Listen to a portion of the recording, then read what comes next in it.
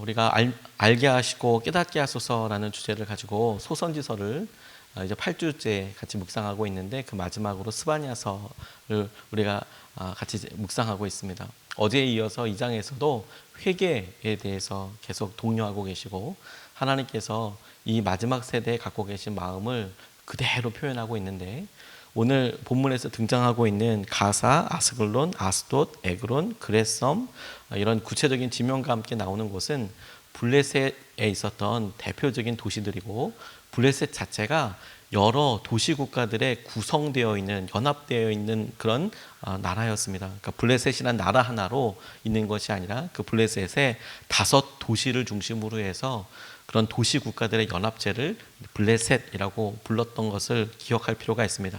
그래서 지금 나와 있는 이 도시들이 이 블레셋을 이루고 있는 가장 중요한 도시들이었고, 하나님께서 블레셋에 구체적으로 어떻게 그들의 죄를 물으시고 심판하시는지에 대해서 나와 있는 것이라 이렇게 이해할 수 있겠습니다.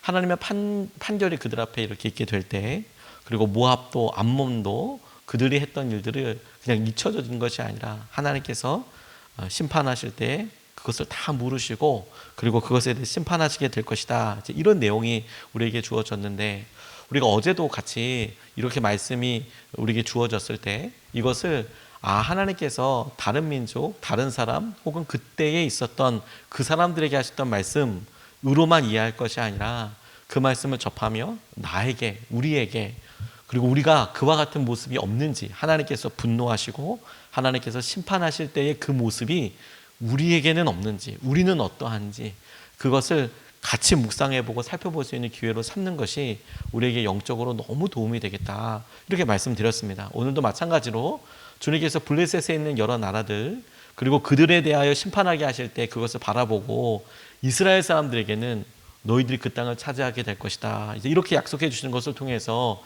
이스라엘 사람들에게는 위로가 되고, 하나님께서 승리하게 하시겠구나 라는 것이 되겠지만, 그런데 블레셋의 여러 죄들, 암몬과 모압의 여러 죄들을 말씀하실 때, 그러면 그 죄에 대하여 이스라엘은 괜찮고 그리고 우리는 괜찮은 것이냐, 주님께서 지금 남유다까지 완전히 이제 70년 포로 생활을 시작하시기 전에 계속 이야기하실 때 이스라엘은 괜찮다, 이런 의도가 아니라 이 시기가 지나고 나면, 이제 요시아 왕이 지나고 나면 그 다음에 바로 이제 마지막 남유다로서는, 왕족으로서는 마지막 세대를 이렇게 갖게 되는데, 블레셋에게 이렇게 말씀하실 때 그들이 하나님이 이렇게 공의로우신 분이고 두려운 분이신 것을 스스로 깨달아서 하나님을 붙잡았다면, 회개했다면 살 수 있었을 텐데, 이 이야기를 들은 이스라엘 사람들은 블레셋이 망하네, 블레셋이 망하는 거야, 이런 생각 갖고 있다가 정작 블레셋을 통하여 보여주신 하나님의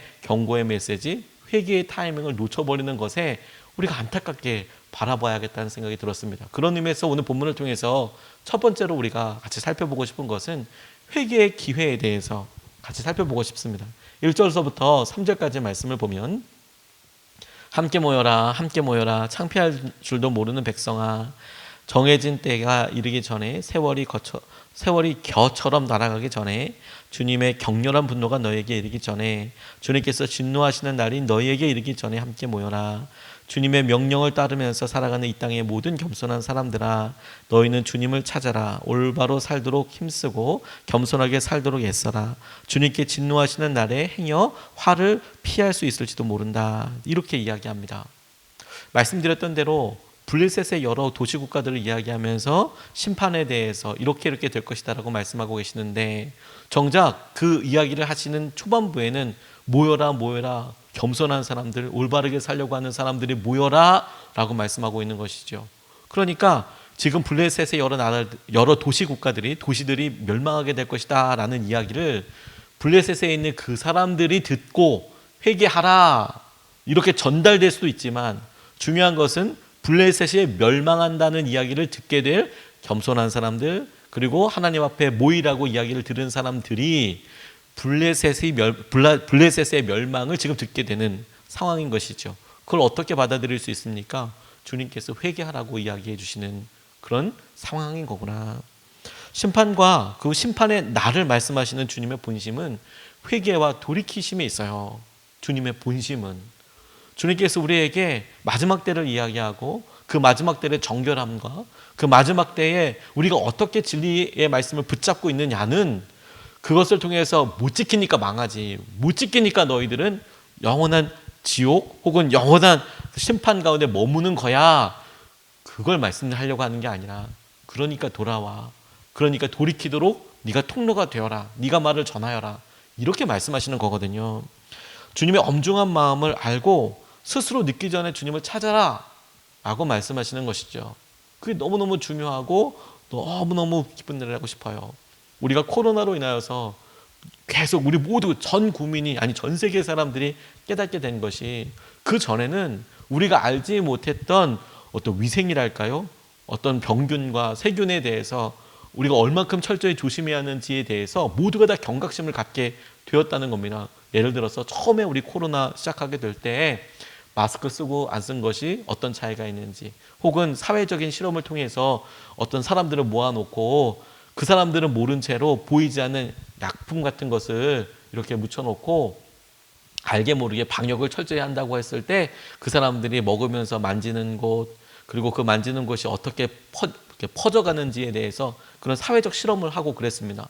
나중에 그 페인트 혹은 그 특수한 약품이 보이는 것을 특별한 빛을 쪼여서 이렇게 보면 우리가 상상했던 것보다 엄청나게 많은 것들에 우리의 손길이 닿고, 그 손길이 코로나나 이런 병균이 옮길 수 있는 그런 중요한 포인트들이 되는 것에 대해서 저희들이 많이 보기도 했고, 그런 의미에서 저희들이 요즘은 조심할 때 장갑도 끼고 마스크도 쓰고 개인이 어떻게 해야 되는지에 대해서 잘 경각심을 가지고 살펴볼 수 있게 됐죠. 기준의 문제인 거예요.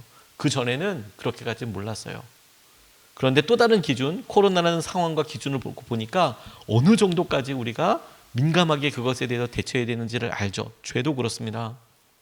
우리가 평안할 때에 우리가 당연하다고 생각했던 일들 중에 우리가 다른 기준을 대고 심판의 때 하나님께서 분노하시고 심판하시겠다라고 말씀하시는 그 기준을 대어 보면 마치 분광기를 댄 것처럼, 마치 우리의 손길이 닿고 우리가 알게 모르게 무의식적으로 만졌던 곳을 확 다 드러내는 그런 특수한 빛처럼 이 말씀이 우리 가운데 하나님이 이렇게 생각하고 계셨구나, 이게 죄였구나, 이것으로 인해서 죄가 물려지고 확산되고 유산처럼 이어지게 됐던 거구나, 그걸 알게 되는 것이죠. 그리고 그걸 깨달았다면 돌아오라는 거예요. 주님을 찾고 올바르게 살도록 힘쓰고 그분 앞에서 겸손하게 살면 주님께서 돌이키실지도 모른다. 이 이야기가 정말 하고 싶은, 주님께서 스바냐를 통해서 말씀하고 싶은 거 아니겠습니까? 겸손한 사람들아 돌아와라. 그 이야기를 듣고 깨달아지는 사람이 겸손한 사람이고, 돌아와라, 주님께서 돌이키실지도 모른다 라고 말씀하고 계시는 거예요. 회개의 기회는 영원토록 계속되는 게 아닙니다.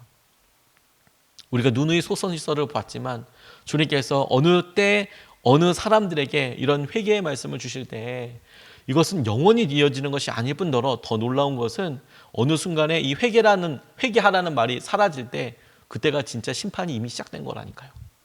회개하라는 말이 돌이켜라라는 말이 없을 때는 이미 심판 가운데 있는 순간이에요.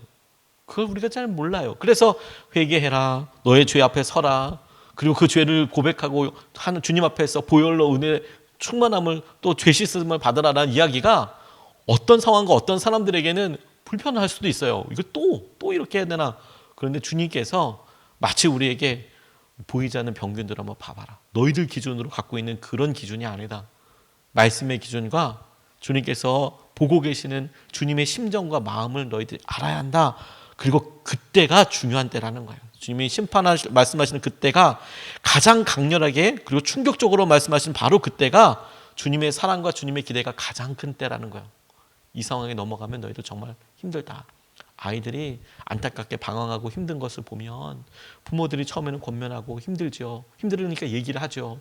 근데 점점 돌아오지 않아요. 그러면 마음속에 그것에 대한 아픔도 염려도 걱정도 사랑하니까 커지게 됩니다. 그러면 점점 좋은 얘기만 하게 되는 게 아니라 돌아와! 하지 마! 그렇게 하면 안 돼! 이렇게 이야기할 수밖에 없을 때가 반드시 오게 되죠. 그렇게 얘기할 때가 좋은 거예요. 전에 어떤 집사님과 교제 나누다가 이분이 공개적으로 간증도 하기도 하셨지만 참 제 마음속에 죄에 대해서 갖게 생각하게 되는 한 계기가 있었어요. 어느 분이 좋은 직장에 이렇게 취직을 해서 거기서 이제 사람은 하는데 뭐 부서 분위기도 너무 좋고 하는데 유혹이 있는 그런 곳이었어요. 구매 부서에 있다 보니까 큰 기업에 구매 부서에 있다 보니까 직급은 낮아도 구매를 하다 보니까 이게 그냥 또 다른 돈이 들어오는 거예요. 또 다른 돈이 이것 좀 구매해 주면 이런 걸 좀 이게 좀 봐달라 이렇게 해서 따로 이제 이렇게 되는데 그런 봉투들이 왔다 갔다 하는 게 그냥 그 부서에 너무너무 이제 일상적인 것이죠. 다 그 부서 사람들이 다 이제 막 그런 돈을 많이 벌게 되는 거예요. 월급이 아니고 그런 돈을 많이 받게 되는 겁니다. 그래서 맨날 술자리에 가고 접대를 받고 막 이런 상황이 되게 되는 거죠. 근데 이분이 나중에 그것이 내부 감사에서 걸렸어요. 그래서 그 부서 전체가 다 이제 쫙 다 날아가게 되는데 이분은 더 심하게 이제 다 이렇게 걸리게 됐습니다. 왜냐하면 통장으로 받았는데 다른 사람도 다 현금으로 받았는데 통장으로 받은 거예요. 그래서 그게 기록에 남아서 이분은 안타깝게도 그것에 대해서 법적인 책임도 들고 다 뱉어내고 뿐만 아니라 한 일정 기간 동안 자유도 이렇게 완전히 빼앗기게 되는 그런 상황을 맞이하게 된 거예요. 근데 그걸 본인이 이야기하시더라고요. 저한테 어떤 얘기 하셨냐면 그런데 목사님 그렇게 시간을 보낼 때 돈도 많이 벌고 월급이 아니라 돈도 많이 들어오고 그래서 좋은 차도 끌고 다니고 집도 좋은 거 사고 그래 영문 없이 그렇게 막 부요함과 눈에 막 있고 좋았는데 하나도 행복하지 않았다고. 오히려 출근할 때마다 술도 전날 먹은 게 안 깨서 막 너무 힘들고 어렵기도 했지만 그 부서에 출근하고 사람들과 만나고 그런 게 너무 힘들었다고. 그런데 본인이 그 일이 다 드러나고 그리고 정말 낱낱이 그 수치가 다 드러나고 그래서 자기 삶에 뭐 거의 완전히 뭐 전혀 다른 삶을 살아야 하는 것이죠. 이제 그쪽 계열은 아예 들어가지도 못하고 회사에도 들어가지 못하고 본인이 그때 당시에는 일용직을 이렇게 하면서 기술을 배워가면서 그렇게 하게 되는데 근데 목사님 너무 행복하다고. 그게 너무 행복하다고. 자기 그렇게 출근하고 그럴 때 좋은 기업에 가고 그럴 때 하나도 행복하지 않았다. 어느 순간 죽으러 가는 것 같았는데 다 드러나고 나니까 너무 행복하다. 지금은 너무 평안하게 출근하고 자기가 일해야 될 현장으로 가고 너무너무 좋다고 침방간 사람들 있는데 그런 이야기를 이렇게 나누시더라고요. 죄는 다 그렇습니다. 오히려 그분에게는 주님께서 다스리실 심판의 기회 앞에 인간적인 여러 상황들과 아픔들로 주님께서 보여주신 것이죠. 죄가 이렇게 무섭다. 그러니까 깨어있으라. 우리가 사회적인 법과 상황도 분명히 책임을 져야 되고 그것에 대해서 안타깝음을 가져야 되죠. 그런데 영원하신 하나님의 법, 진리 그것이 우리 가운데 드러나게 될 때는 그건 다만 그냥 돌이킬 수 있는 기회 자체가 없어지게 되는 거예요. 주님을 더 의지하고 바라봐야 한다. 회개의 기회를 붙잡아야 한다. 두 번째로 주님의 날에 대해서 다시 한번 질문하게 됩니다. 11절 말씀을 보면 주님께서 땅의 모든 신을 파멸하실 때에 사람들은 주님이 무서운 분이심을 알게 될 것이다. 이방의 모든 섬 사람이 저마다 제 고장에서 주님을 섬길 것이다. 이렇게 말씀합니다. 주님을 섬길 것이다. 주님께서 말씀하신 것이 드러내셨을 때는 공의의 주님이신 것을 알게 될 거예요. 그분이 사람들이 의지하던 모든 것을 파멸시키실 겁니다. 헛된 우상임을 깨닫게 하실 것입니다. 자, 이 말이 주님을 전혀 모르는 사람, 관심도 없는 사람, 주님의 말씀에 대해서 집중하지 않는 사람에게 더 깊이 다가갈까요? 아니면 주님은 사랑의 하나님이셔. 주님은 내 죄를 다 용서하셔. 주님께서 난 모든 것을 알고 계셔. 은혜의 하나님이셔. 사랑의 하나님이셔. 라고만 막연하게 생각하는 사람들에게 더 충격적인 말씀일까요? 저는 이 한 줄이지만 이 말씀을 보면서 아예 모르고 아예 영적인 감각이 없는 사람들에게 주님이 그 신들을 다 멸하시고 결국에 너희들이 다 제 고장에서 주님을 섬기게 될 것이다. 다 주님을 알게 될 것이다. 주님께 예배하게 될 것이다. 언제? 심판 이후에. 이런 결과들 이후에 그 신이 허망하다는 것이 다 드러나고, 그리고 그들이 우상밖에 아니었다는 것이 드러나게 된 이후에, 헛된 우상임을 깨닫게 된 이후에 너희들이 다 주님을 섬기게 될 것이다 라고 말씀하고 계시는데, 이 말씀의 대상이 되는 암몬, 모압, 그리고 앞서 말했던 블레셋의 여러 도시 국가들, 그런 것들 때문에 그 섬에서도 주님이시네, 주님밖에 없네, 이렇게 깨달아지는 것도 중요한데, 문제는 뭐냐면 주님은 두려운 분이시다 라는 것이 그냥 사랑의 하나님, 은혜의 하나님, 오늘도 용서하시고, 주님은 100번도 1000번도 용서하시고, 그것보다 더 많이 용서하시고, 그게 아니라는 게 아닙니다. 그게 아니라는 게 아닙니다. 주님은 은혜의 주님이 맞고, 사랑의 주님도 맞고, 주님은 오늘 기다리시는 것도 맞고, 공의 뒤에 주님께서 끊임없이 당신께서 주시는 기회를 주시는 것도 다 맞는데, 그런데 유독 우리의 마음에, 제 마음속에 확 깨달아지게 됐던 것은 뭐냐면, 그런데 그분의 마음에, 그분의 삶을, 그분이 우리에게 이야기하는 거 다 드러나게 됐을 때 주님이 무서운 분이심을 알게 될 것이다. 여러분 어떻게 생각하십니까? 주님이 무서운 분인 것을 알게 될 거예요. 저도 주님이 사랑의 하나님이라는 것을 믿습니다. 그것은 변개치 않은 진리입니다. 하나님 우리 아버지이십니다. 버리지 않으실 겁니다. 우리의 연약함 앞에, 우리의 죄 앞에 우리가 있을 때 거기서 주님 앞에 기도 가운데 솔직히 내어놓고, 혹은 그것을 도와줄 수 있는 사람들에게 솔직히 나누어서 그것에 도움을 받기도 하고, 함께 기도하기도 하고, 죄와 한계들과 연약함을 넘어서게 되는 일은 참 중요하고 기쁜 일인데, 그런데 여러분, 주님은 그렇게 좁기만 하신 분은 아니에요. 주님은 두려운 공의의 하나님이세요. 주님은 심판하시는 하나님이십니다. 제자훈련 교재에도 나와 있는데, 우리나라 부흥이 임했을 때 어떤 목사님이 그 부흥이 성령이 확 임했을 때에 그런 것을 이렇게 묘사해 놓은 그런 글이 있어요. 제가 그 장면을 읽으면서 되게 실제적이어서 참 깊이 이렇게 마음속에 갖고 있는 이야기인데, 이런 얘기입니다. 성령님이 확 임했을 때 이 목사님이 경험하게 된 게 뭐냐면, 이상합니다. 웬 힘이, 웬 불이, 웬 능력이 그리도 많은지 미처 몰랐습니다. 지구를 회전시킬 것 같은 능력이 어디에서 일어나서 나를 정복하고 무릎을 꿇게 하는지 도저히 알 수도 없습니다. 웬일입니까? 제 안에서 불길이 원자의 불 같은 핵의 불같이 마구 타오릅니다. 무쇠덩어리도 녹일 듯한 그분의 강하신 불이 나를 태우기에 또한 내가 소리칩니다. 참으로 신기합니다. 소멸의 불이 밤새도록 타올라서 모두 타서 없어졌을 것 같은데, 동이 튼 다음 나를 살펴보면 여전히 나는 존재합니다. 영과 육이 하나 되어 주님을 찬양하고 있는 나, 겸손히 무릎 꿇고 흐느끼는 나, 영원 저 깊숙한 곳에서 주여 하는 나만이 남아 있습니다. 죄악된 것은 밤새 다 타버렸나 봅니다. 필요 없는 것은 몽땅 타서 죄가 되어 날아가 버린 모양입니다. 이상한 기쁨이 나를 덮칩니다. 은혜의 물결이 파도처럼 밀려옴을 느낍니다. 그가 기도하면 나도 기도하고, 그가 찬송하면 나도 찬송하게 되는데, 피곤할 것 같은데 피곤하지 않습니다. 병들 것 같은데 더욱 샘솟듯 하는 새 힘이 생깁니다. 그러나 괴로운 때도 있습니다. 핍박과 비난의 소리가 높이 들려올 때가 있습니다. 그때 주춤하는 나를 향해 소리칩니다. 소리가 있습니다. 핍박을 받으리라 하였으니 두려워하지 말라고 하시며, 마지막 심판대에 심판대 앞에 서서 보라는 것입니다. 그가 명령하시고 책망하시기에 따라가기로 했습니다. 제가 이 이야기를 쭉 보면서 주님의 놀라운 능력이 임했을 때 그랬지. 근데 주님께서 이분을 통해서 다시 한번 보여주시는 것이, 핍박을 받으리라 하였으나 두려워하지 말라고 하시며, 마지막 심판대에 심판대 앞에 서서 봐라.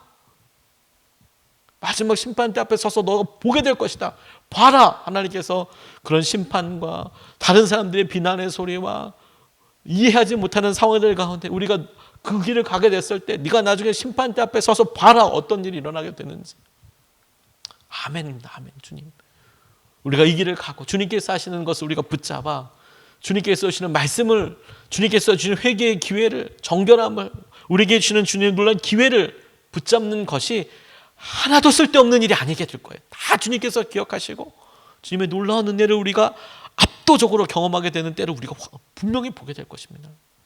주님의 날을, 주님께서 오시게 되는 날을 우리가 미리 보고 미리 준비하는 것, 그걸 믿음이라고 하는 거예요.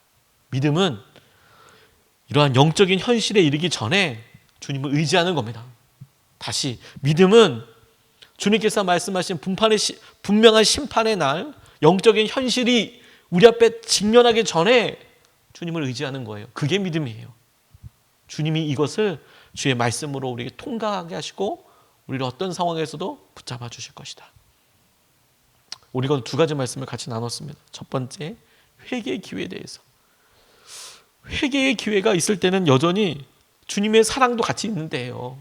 회개의 묘사가 있으면 참 되게 두려울 만큼의 그런 묘사들도 있고 주님의 강력한 어떤 마음이 쏟아 부어지게 되는데, 그것 회개 기회는 축복입니다. 축복.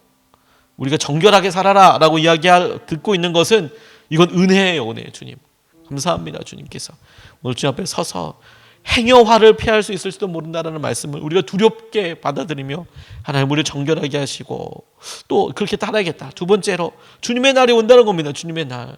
그리고 주님의 날 앞에 영적인 현실에 이르기 전에 주님을 의지하는 게 믿음이에요. 우리가 이것을 붙잡고 두 번 나눠서 기도하겠습니다. 첫 번째, 주님 오늘도 우리 마음을 다스리소서. 죄에 민감하게 반응하며 죄와 싸워 이기게 하여 주십시오. 주님, 죄와 싸워 이기게 하여 주십시오. 죄에 민감하게 반응하게 하여 주십시오. 당연하게 생각하지 않고 주님 이것과 민감하게 반응하며 죄와 싸워 이겨서 주님께서 말씀하시는 정결함과 은혜를 아버지 우리가 누리게 하여 주시옵소서. 우리가 첫 번째로 같이 함께 기도하시겠습니다.